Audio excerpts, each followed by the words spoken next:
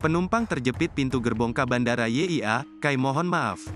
Sebuah video memperlihatkan kepala seorang penumpang kereta api, K, terjepit pintu gerbong viral di media sosial. Dalam video berdurasi 20 detik tersebut, terlihat seorang pria dengan mengenakan kaos putih terjepit pintu gerbong kereta.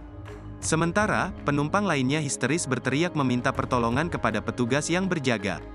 Video tersebut viral di media sosial setelah diunggah oleh akun TikTok @lolly4. Saat dikonfirmasi Tribun Jogja pada Rabu, tanggal 17 Mei tahun 2023, Humas Kaidaop V Yogyakarta membenarkan kejadian tersebut. Kejadian itu menimpa penumpang K Bandara YIA nomor 7067B relasi Stasiun Tugu Yogyakarta, Stasiun Bandara YIA pada Selasa, tanggal 16 Mei tahun 2023, kemarin pukul 11 waktu Indonesia Barat. Kaidaop V Yogyakarta mengucapkan permohonan maaf atas kejadian tersebut.